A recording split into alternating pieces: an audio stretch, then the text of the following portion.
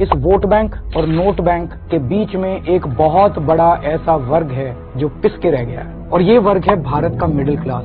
Middle class और सरकार का एक बड़ा अजीब रिश्ता है। मिडिल क्लास के लिए ये लोग कुछ करते तो नहीं है, लेकिन जब जब सरकार को इनकी जरूरत पड़ती है तब तब मिडिल क्लास के ऊपर सरकार हथियार चला देती है, और ये हथियार है टैक्स। आपको पता है, अगर एक मिडिल क्लास परिवार साल में 10-12 लाख रुपए कमाता है तो income tax, GST, toll tax, education tax, sales tax, property tax, corporate tax, service tax, registration tax, capital gain tax, घर लेना हो तो टैक्स, घर बेचना हो तो टैक्स, गाड़ी खरीदो तो टैक्स, गाड़ी बेचो तो टैक्स, ये सारे टैक्स मिला के एक मिडिल क्लास की 50% से ज्यादा आमदनी केवल और केवल सरकार को टैक्स देने में चली जाती है। सच्चाई है कि इस वर्ग को सबसे ज्यादा हमारे देश में परेशान किया जाता है। भारत का मिडिल क्लास सरकार का सिर्फ और सिर्फ एक एटीएम बन के रह गया। The Indian middle class is victim of tax terrorism.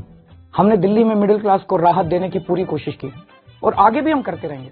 आज मैं ये ऐलान करता हूं कि मैं और आम आदमी पार्टी सड़क से लेकर संसद तक मिडिल क्लास की आवाज बनेंगे, उनकी आवाज उठाएंगे, उनके मुद्दों को उठाएंगे। आज मैं केंद्र सरकार से 7 डिमांड कर रहा हूं। शिक्षा का बजट 2% से बढ़ा के 10% किया जाए, प्राइवेट स्कूलों की फीस पे लगाम लगाई जाए, हायर एजुकेशन के लिए सब्सिडी और स्कॉलरशिप्स दी जाए, हेल्थ का बजट भी बढ़ा के 10% किया जाए और हेल्थ इंश्योरेंस से टैक्स हटाया जाए, इनकम टैक्स की छूट की सीमा को 7 लाख से बढ़ा के कम से कम 10 लाख किया जाए, एसेंशियल कमोडिटीज के ऊपर, आवश्यक वस्तुओं के ऊपर से जीएसटी खत्म किया जाए, सीनियर सिटीजन के लिए मजबूत रिटायरमेंट प्लान और पेंशन की योजनाएं बनाई जाएं और देश भर में सभी सरकारी और प्राइवेट अस्पतालों में सीनियर सिटीजन को मुफ्त और अच्छा इलाज दिया जाए। बुजुर्गों को पहले रेलवे में 50% कंसेशन मिलता था जो बंद कर दिया गया, उसे दोबारा चालू किया जाए। ये है हमारा मिडिल क्लास का मैनिफेस्टो।